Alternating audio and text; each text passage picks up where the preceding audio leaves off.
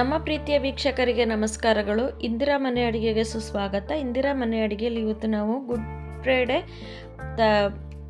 Friday ಪರವಾಗಿ ನಾನು ಇವಾಗ ಹೆಸರುಬೇಳೆ ಮತ್ತು ನುಚ್ಚಕ್ಕಿ ಹಾಕಿ ಗಂಜಿ ಮಾಡ್ತಾಯಿದ್ದೀನಿ, ಮತ್ತು ಹೆಸರುಕಾಳು ಹೆಸರುಬೇಳೆ ಚಟ್ನಿ ಮಾಡ್ತಾಯಿದ್ದೀನಿ. ನೋಡಿ, ಹೆಸರುಬೇಳೆ ಮತ್ತು ಅಕ್ಕಿ ಗಂಜಿ ಮಾಡೋದಕ್ಕೆ 1 ಕಪ್ಪು ನುಚ್ಚಕ್ಕಿ ತೊಗೊಂಡಿದ್ದೀನಿ, ಮತ್ತು ಅರ್ಧ ಕಪ್ಪು ಹೆಸರುಬೇಳೆ ತೊಗೊಂಡಿದ್ದೀನಿ. ಹೆಸರುಬೇಳೆ ಅಕ್ಕಿ ಎರಡನ್ನೂ ತೊಳೆದು ಚೆನ್ನಾಗಿ ನಾನು ಇವಾಗ ಹಾಕ್ಕೊಳ್ತಾ ಇದ್ದೀನಿ. ಇದಕ್ಕೆ ನಾನು 1 ಲೀಟ್ರ್ ನೀರು ಹಾಕ್ಕೊಳ್ತಾ ಇದ್ದೀನಿ. ಇನ್ನೂ ಸ್ವಲ್ಪ ನೀರು ಬೇಕಾಗುತ್ತೆ. ನಾನು ಇವಾಗ ನೋಡಿ 1 ಲೀಟ್ರ್ ನೀರು ಹಾಕ್ಕೊಂಡು ಇವಾಗ ಅದಕ್ಕೆ ಸ್ವಲ್ಪ ಉಪ್ಪು ಹಾಕ್ಕೊಂಡು ಚೆನ್ನಾಗಿ ಬೇಯಿಸ್ಕೊಳ್ತಾ ಇದ್ದೀನಿ. ಬೇಯಿಸ್ಕೊಂಡು ನಾವು 1 ಕಪ್ಪು ಅಕ್ಕಿಗೆ ನಾವು ಒಂದು 6 ಕಪ್ ನೀರು ಹಾಕಬೇಕಾಗುತ್ತೆ. ನೀರು ಹಾಕಿದಾಗ ನಮಗೆ ಗಂಜಿ ನೀರಾಗಿ ಚೆನ್ನಾಗಿ ಬರುತ್ತೆ. ಮತ್ತು ನೋಡಿ, ಇವಾಗ ಅದು ಬೇಯ್ತಾ ಇರಲಿ. ಬೇಯೋಷ್ಟೊತ್ತಿಗೆ ನಾನು ಒಂದು ಚಿಕ್ಕ ಬಾಣಲಿ ತೊಗೊಂಡಿದ್ದೀನಿ.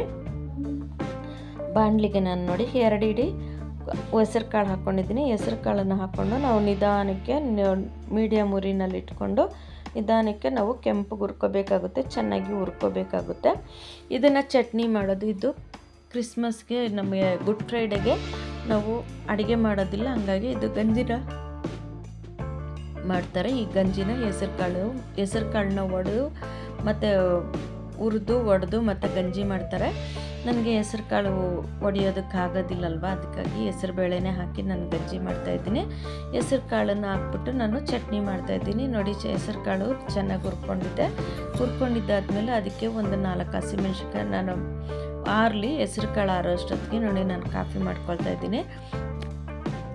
ಕಾಫಿ ಮಾಡ್ಕೊಂಡಿದ್ದಾದಮೇಲೆ ನಾವು ಇವಾಗ ಗಂಜಿನ ಮತ್ತೆ ತಿರುಗಿಸಿಟ್ಟಿದ್ದೀನಿ. ನೋಡಿ, ಗಂಜಿ ಬೆಂದಾಗಿದೆ, ಆಗಲೇ ಗಂಜಿ ಆಗೋಗಿದೆ, ಗಂಜಿ ರೆಡಿಯಾಗಿದೆ. ಇವಾಗ ನಾವು ಚಟ್ನಿಗೆ ನೋಡಿ, ಇವಾಗ ಹೆಸರು ಕಾಳಿನ ಜೊತೆಗೆ ನಾನು ಒಂದು 4 ಒಣಗಿದ ಮೆಣಸಿನ್ಕಾಯಿ ಹಾಕ್ಕೊಂಡಿದ್ದೀನಿ. 4 ಒಣಗಿದ ಮೆಣಸಿನ್ಕಾಯಿ ಹಾಕ್ಕೊಂಡ್ಮೇಲೆ ಒಂದು 4 ಹೆಸರು ಬೆಳ್ಳುಳ್ಳಿ ಹಾಕ್ಕೊಂಡಿದ್ದೀನಿ. ಬೆಳ್ಳುಳ್ಳಿ ಹಾಕ್ಕೊಂಡು ಉಪ್ಪು ಹಾಕ್ತೀವಿ. ಇಷ್ಟು ಮಾತ್ರನೇ ಹಾಕಿ ಚಟ್ನಿ ಮಾಡಬೇಕು. ಇದಕ್ಕೆ ಸ್ಪೆಷಲಾಗಿ ಏನು ಹಾಕ್ಬಿಟ್ಟು ಚಟ್ನಿ ಮಾಡಿ ಒಗ್ಗರಣೆ ಎಲ್ಲ ಕೊಡಬಾರ್ದು, ಕೊತ್ತಂಬರಿ ಅಂಥದ್ದೇನು ಹಾಕಬಾರ್ದು, ಇಷ್ಟನ್ನೇ ಹಾಕಬೇಕು. ಮತ್ತು ನೋಡಿ, ಅದ್ರ ಜೊತೆಗೆ ನಾನು ಇವಾಗ ಟೇಸ್ಟ್ ಇರಲಿ ಅಂದ್ಬಿಟ್ಟು ಹೆಸರು ಬೇಳೆನ ಹುರ್ಕೊಂಡು ಅದಕ್ಕೆ 4 ಒಣಗಿದ ಮೆಣಸಿನ್ಕಾಯಿ, ಸ್ವಲ್ಪ ಕೊತ್ತಂಬರಿ, ಸ್ವಲ್ಪ 1-2 ಹೆಸರು ಕರಿಬೇವು, 2 ಕರಿಬೇವು, 4 ಬೆಳ್ಳುಳ್ಳಿ, ಒಂದೇ ಒಂದು ಚಿಟಿಕೆ ಹುಣಸೆಹಣ್ಣು, ಒಂದು ಅರ್ಧ ಕಪ್ಪು ತೆಂಗಿನಕಾಯಿ ತುರಿ, ಮತ್ತು ರುಚಿಗೆ ತಕ್ಕಷ್ಟು ಉಪ್ಪು ಹಾಕ್ಬಿಟ್ಟು ಇದು ಚಟ್ನಿ ಮಾಡ್ಕೊಳ್ತಿದ್ದೀನಿ. ಈ ಥರ ಚಟ್ನಿ ಮಾಡೋದಿಲ್ಲ. ಮತ್ತು ನೋಡಿ, ಹೆಸರು ಕಾಳಿನ ಚಟ್ನಿ ಮಾಡಿದ್ದೀನಲ್ಲ, ಅದು ಗುಡ್ ಫ್ರೈಡೆಗೆ ಮಾಡೋದು ಸ್ಪೆಷಲ್ಲು. ನೋಡಿ, ಇದನ್ನು ನಾವು ಟೇಸ್ಟ್ ಇರಲಿ ಅಂತ ನಾನು ಬೇರೆ ಮಾಡಿದ್ದೀನಿ. ಇದು ಕೂಡ ನೋಡಿ,